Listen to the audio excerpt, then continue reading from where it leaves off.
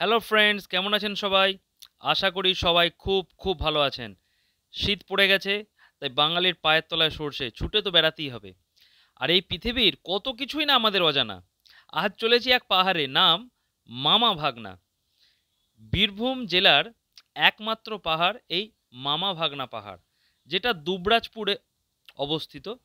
আপনারা নিজস্ব গাড়িতে, ট্রেনে, বাসে যে কোনো উপায়ে এই দুবরাজপুরে চলে আসতে পারেন এবং এই দুবরাজপুরের যে পিকনিক স্পট বা পর্যটন কেন্দ্র, সেই জায়গাতে আজ আমরা এসে উপস্থিত হয়েছি। পাশেই পার্কিং দেখালাম। এখন আমরা প্রবেশ করছি মামা ভাগনা পাহাড়ের মূল ক্যাম্পাসের ভিতর। ঢুকেই বাঁদিকে আমরা দেখলাম টয়লেট কমপ্লেক্স।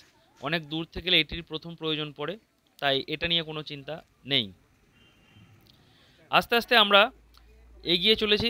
কিছুটা গিয়েই ডান দিকে দেখলাম একটা চাইল্ড পার্ক, অর্থাৎ বাচ্চারা সঙ্গে থাকলে মাত্র 10 টাকার বিনিময়ে এই পার্কে বেশ কিছুটা সময় খুব সুন্দরভাবে কাটিয়ে দিতে পারবে আপনার বাচ্চারা। অর্থাৎ বাচ্চাদেরও একটা মনোরঞ্জনের খুব সুন্দর ব্যবস্থা রয়েছে। আর ঢুকেই পার্কের ঠিক উল্টো দিকে আমরা বাঁদিকে একটি বেশ সুদৃশ্য, বেশ লম্বা মন্দির দেখলাম। এই মন্দিরটি পাহাড়েশ্বর। আর এখন আপনারা স্ক্রিনে যে পাথরের মূর্তিটি দেখতে পাচ্ছেন, কথিত রয়েছে প্রত্যেক দিন এই পাথর একটু একটু করে বড় হয়। এটি মানুষের এখানকার বিশ্বাস। অর্থাৎ পাহাড়েশ্বর টেম্পেল অবশ্যই আপনারা দেখলেন এবং এবার আপনাদেরকে আস্তে আস্তে এগিয়ে চলতে হবে পাহাড়ের দিকে। কিছুটা উঠেই প্রথমে আমরা একটা ছোট, বেশ সাজানো গোছানো পাথরের মাঝে মাঝে গুহার মতো অবস্থায় সেখানে কিছু কিছু মূর্তি বা শিবলিঙ্গ দেখতে পেলাম।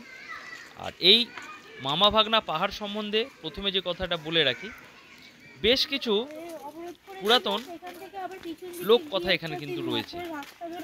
এই যেমন ধরুন, তার মধ্যে প্রথমটা যেটা বলি, ভগবান শ্রীরাম সীতামাকে উদ্ধার করার জন্য রাবণের বিরুদ্ধে যুদ্ধ ঘোষণা করে দিয়েছেন, কিন্তু মাঝে এক বিরাট সমুদ্র, সেই সমুদ্রকে পার করে তার বানর সেনাদের নিয়ে তিনি লঙ্কায় যাবেন কি করে, তাই তিনি সংগ্রহ করেছেন হিমালয় পর্বত থেকে বেশ কিছু পাথর, এবং তিনি যখন রথে করে নিয়ে আসছেন এই জায়গাতে কিছু পাথর এখানে পড়ে যায় এবং তার ফলেই এখানে সৃষ্টি হয়ে গেছে এই মামা ভাগনা পাহাড়। আরও একটা যদিও লোককথা এখানে রয়েছে, ভগবান শিব নির্দেশ দিয়েছেন বিশ্বকর্মাকে যে দ্বিতীয় কাশী নির্মাণ করতে হবে। তো সেই দ্বিতীয় কাশী নির্মাণের উদ্দেশ্যে বিশ্বকর্মা তো বেশ কিছু পাথর সংগ্রহ করেছেন এবং সংগ্রহ করে নিয়ে যাওয়ার পথে এই জায়গাতেই ভোর হয়ে যায়। তাই বিশ্বকর্মা তার কাজ ফেলে রেখে চলে যান এবং সেই পাথরই হচ্ছে এই মামা ভাগনা পাহাড়। অর্থাৎ এখানে অসংখ্য ছোট ছোট আমরা পাথর দেখতে পেলাম, গ্রানাইট পাথর, এবং এটি ছোটনাগপুর মালভূমির একটি বিস্তৃত অংশ। এখানকার সব থেকে আশ্চর্য যে বিষয় সেটি হচ্ছে একটি পাথরের উপর আরেকটি পাথর সুন্দরভাবে সাজিয়ে রাখা রয়েছে। কে সাজালো? এটিই হচ্ছে ন্যাচারাল বিউটি, যেটা আমরা এখানে দেখতে সবাই ছুটে আসি। আর পুরো রাস্তাটি, পাহাড়ে ওঠা রাস্তাটি ঢালাই করে দেওয়া হয়েছে, বেশ সুন্দর। ওঠার আগেই বাঁদিকে আমরা এইখানে একটা আশ্রম দেখতে পেলাম এবং এই আশ্রমটিও খুব সুন্দর। এখানে আমরা মা তারার, বামদেবের মূর্তি দেখতে পেয়েছি। খুব সুন্দর আশ্রম। আর একটি বিষয় বলে রাখি, এখানে যে দুটি মূল পাহাড় রয়েছে, একটি মামা এবং একটি ভাগনা, পাহাড় দুটির উচ্চতা একটি 15 ফুট, একটি 12 ফুট, আর বেশ সমতল। তার মধ্যেই নানানভাবে ছড়িয়ে ছিটিয়ে রয়েছে পাথর। যে কোনো বয়সের মানুষই কিন্তু সহজে এখানে আসতে পারবেন এবং গ্রাউন্ডের দিকে, নিচের দিকে পিকনিক করার সুবন্দোবস্ত রয়েছে, পানীয় জলেরও ব্যবস্থা রয়েছে। অর্থাৎ নো ডাউট একটা দারুণ পিকনিক ডেস্টিনেশন হতেই পারে, সঙ্গে পাহাড়ে চড়া। আর এই আশ্রমটিও বেশ সুদৃশ্য, এখানটা অবশ্যই আসবেন।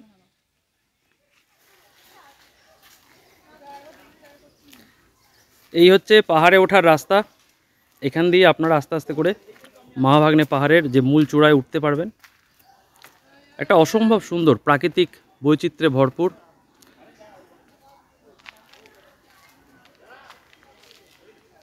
তাই আপনারা দেরি না করে চলে আসুন বন্ধুরা।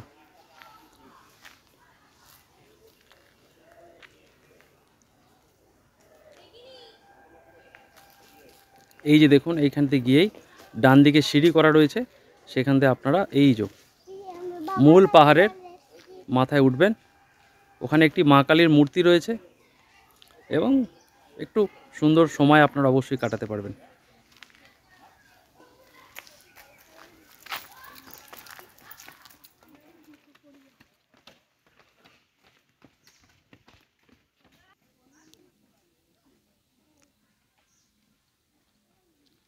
একে একে সবাই এই সিঁড়ি দিয়ে মামা ভাগনা পাথরের কাছে অর্থাৎ পাহাড়ের কাছে উঠছেন। এখানে উঠেই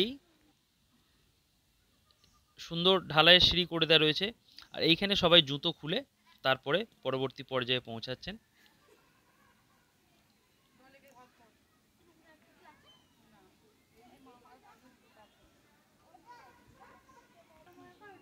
এটি হচ্ছে পাহাড়েশ্বরী জনি, যেটি কৃত্রিমভাবে তৈরি হয়েছে, আর তাই এনাকে জনিপীঠও অনেকে বলেন।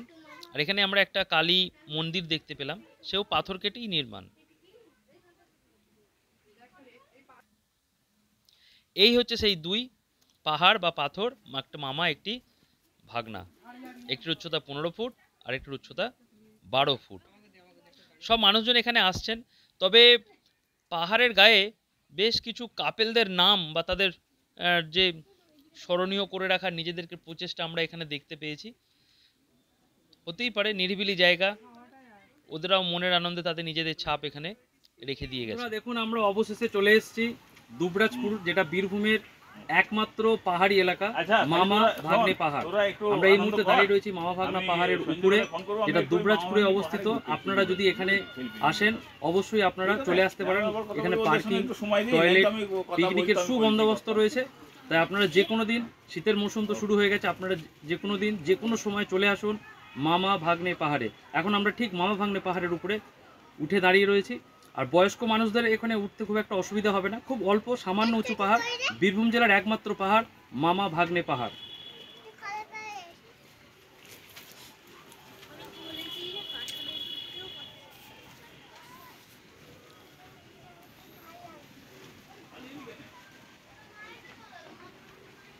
তাই বন্ধুরা, আশা করছি আপনারা অবশ্যই আসছেন বীরভূম জেলার একমাত্র পাহাড় দুবরাজপুর এবং তৎসংলগ্ন মামা ভাগনা পাহাড়। আর আপনারা যদি আপনাদের এই আউটিংটিকে আরও সুন্দর করতে চান, তাহলে এর কাছেই রয়েছে বক্রেশ্বর এবং হেতমপুর রাজবাড়ি, সেগুলোও আপনারা দেখে নিতে পারেন। আর পাহাড়ের উপর থেকে সামনের যে নৈসর্গিক দৃশ্য, তা এখন আপনাদের স্ক্রিনের সামনে। আশা করছি ভালো লেগেছে, ভালো তো লাগতেই হবে, কারণ এতটাই ভালো লাগার মতো জায়গা। তাই বেড়ানো, পিকনিক, চাইল্ড পার্ক, পাহাড়েশ্বরী মন্দির, তার সঙ্গে ইতিহাস, সব কিছু মিলেমিশে একাকার এই বীরভূম জেলার মামা ভাগনা পাহাড়। সবাই ভালো থাকুন, সুস্থ থাকুন, আর অবশ্যই সময় পেলে মামা ভাগনা পাহাড়ে আসছেন কিন্তু। ধন্যবাদ, ভালো থাকবেন।